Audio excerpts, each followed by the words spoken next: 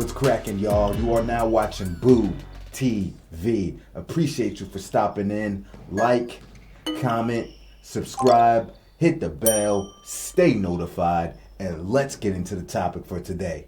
About 2 weeks ago, I put out a poll saying what everybody would like for my next top 10 series to be. I already did my top 10 players of all time. And based on everyone's votes, over 100 votes, so thank you everybody that voted.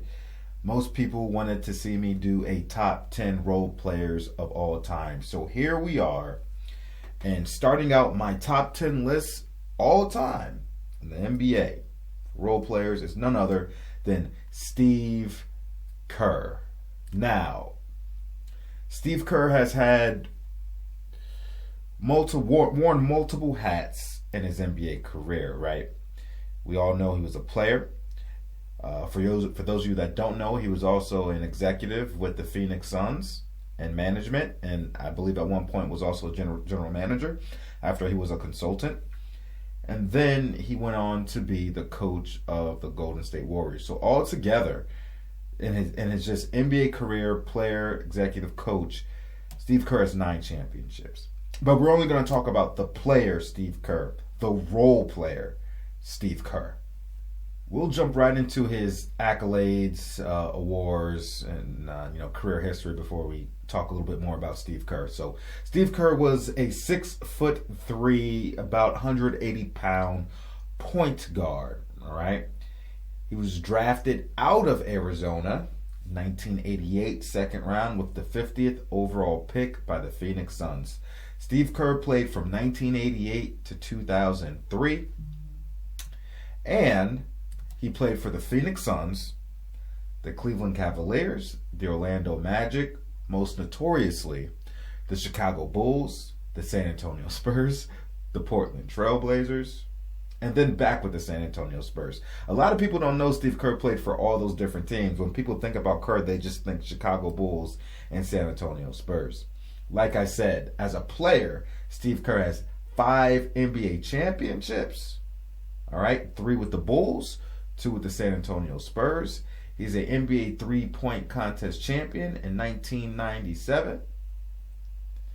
And that pretty much rounds out his accolades and awards as an NBA player, all right?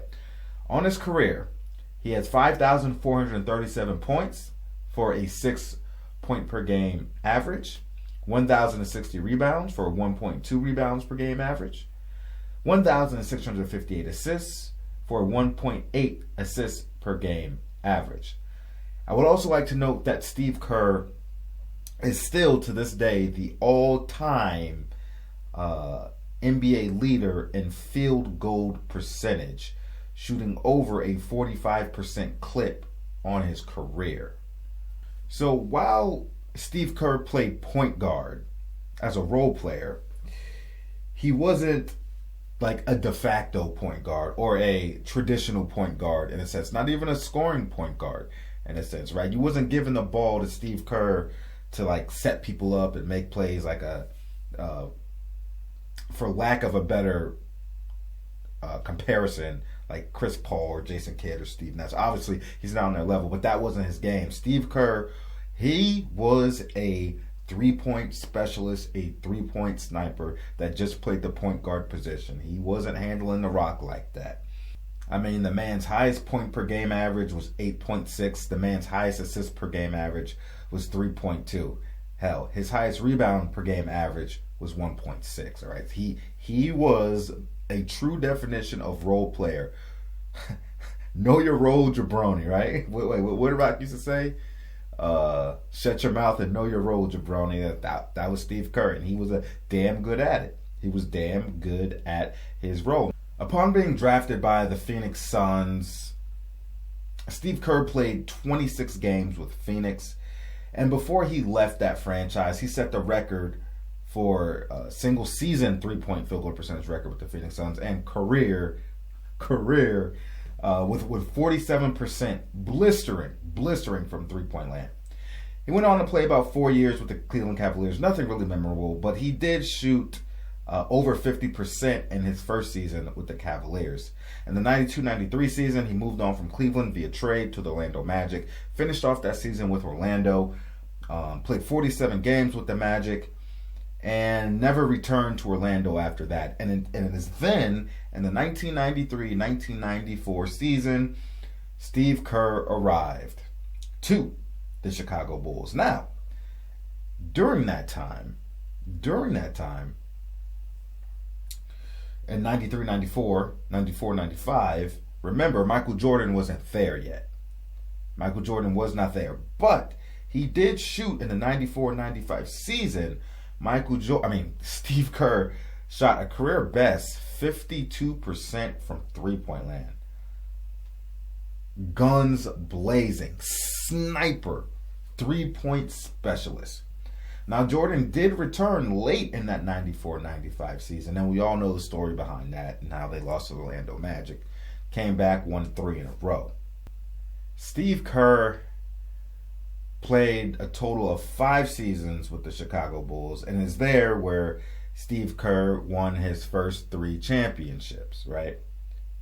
96 finals, 97 finals, 98 finals. And he is most notoriously known for his heroics in the 1997 NBA Finals, where he hit the big shot, the 17-footer, to clinch the championship for the Chicago Bulls, and what I believe was Game 6. Long story short, final moments-ish of the game.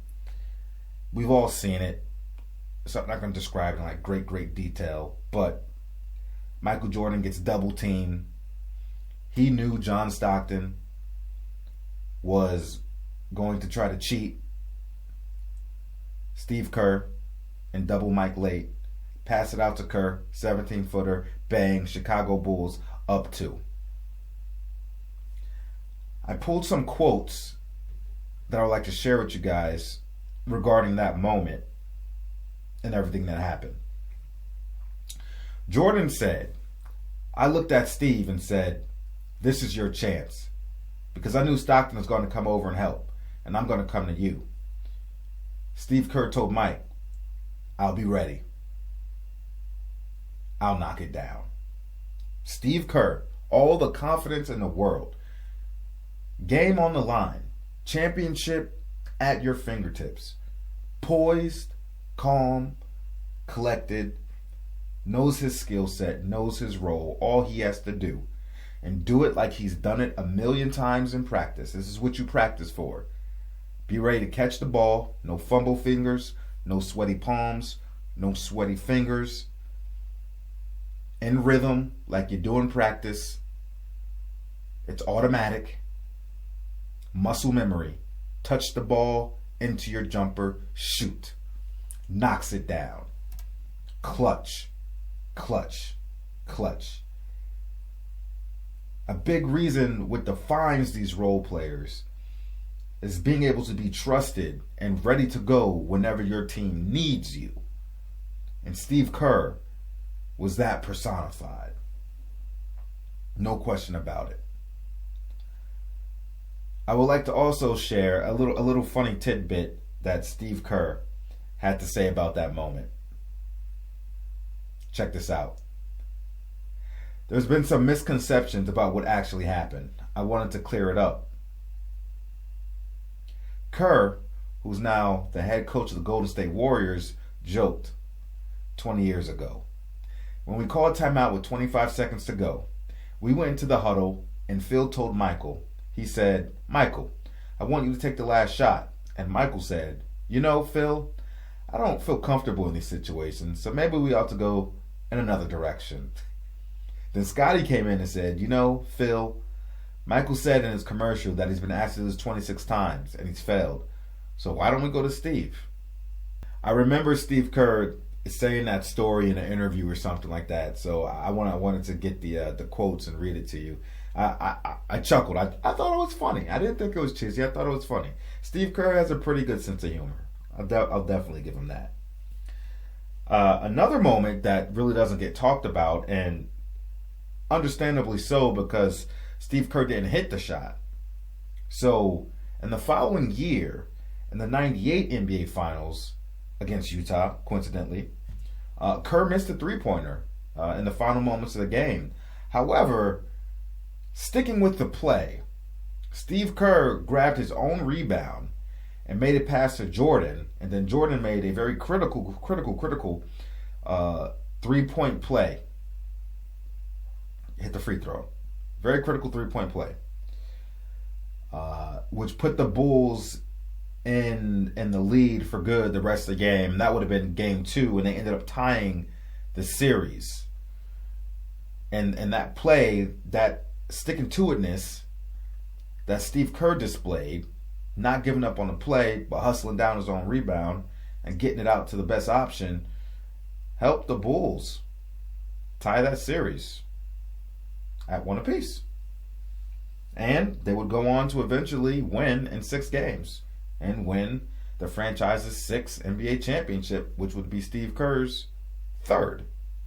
Michael Jordan absolutely trusted Steve Kerr. Phil Jackson absolutely trusted Steve Kerr. Phil Jackson had an amazing ability. I'm not saying he was the GM, but he did have some say in how he wanted his team constructed. And he had an absolutely great ability to pick out role players and piece them together around his star talent. Kerr was a scrappy player too. He wasn't a lockdown world beater defender or anything like that, but he was scrappy. And he'd get in and annoy other point guards from time to time, play the passing lanes pretty well, get on the floor, dive on the floor for basketballs. Could really be like a little gnat at times. By no means a lockdown defender, but Steve Kerr was a small stature player and undersized in some regard. Steve Kerr was a major component, a major cog in the sense of a role player and overall functionality of the Chicago Bulls that really helped them succeed in key moments en route to winning championships. Before departing the Chicago Bulls, Steve Kerr set the Bulls franchise single season record on three-point field goal percentage at for a single season would have been that 52% in the 94-95 season, and then overall career as a Chicago Bull almost 48%. Almost .479 for three-point field goal percentage as a Chicago Bull. He averaged 8.2 points per game with the Bulls on an overall 50.7% field goal percentage. After the breakup, the disbanding of the Bulls dynasty, Kerr went on to play with the San Antonio Spurs from the 98-99 season to the 2000-2001 season. All right. In his first year with the San Antonio Spurs, Steve Kerr played 44 games. Okay.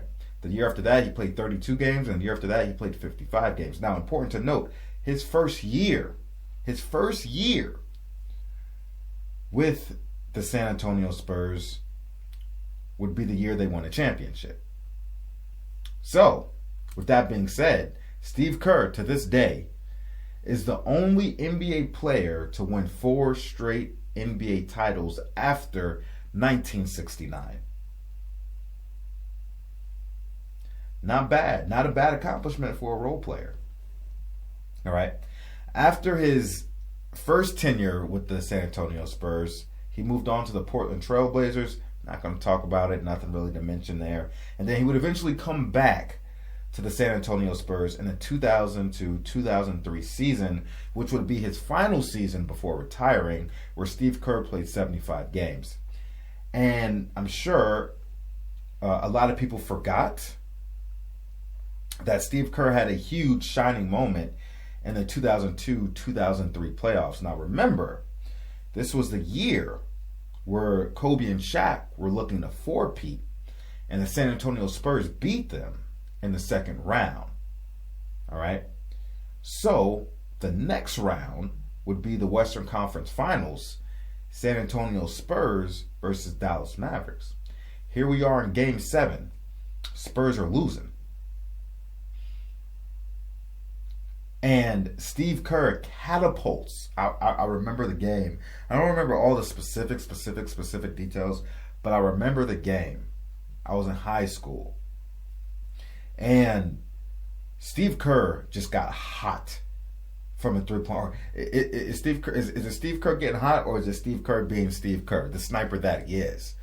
But Steve Kerr hit like 4 or 5 huge three-point buckets to catapult the Spurs into winning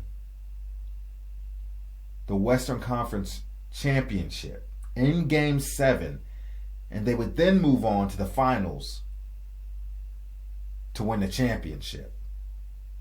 I mean, it was like Kerr for 3, baseline, bang, pulling up, bang, pulling up, bang. Does anybody remember that game? Does anybody remember that game? Now, see, I wasn't rooting for the Spurs. I was rooting for the Mavericks because I was still salty that the Spurs beat the Lakers. And it was Steve Kerr who came up huge in Game 7. No question about it. Player of the game. Huge 3 after huge 3 after huge 3. Being ready. Being the quickest. I am going to try to say that word. Being the definition of an all-time role player, stepping up in the most critical moments when your team calls your number, being ready to do your role. And Steve Kerr's role, sniper, three-point specialist. Okay, Pop, I'm ready. Duncan, I'm ready. Manu, I'm ready. Catch and shoot. Bang. Seriously.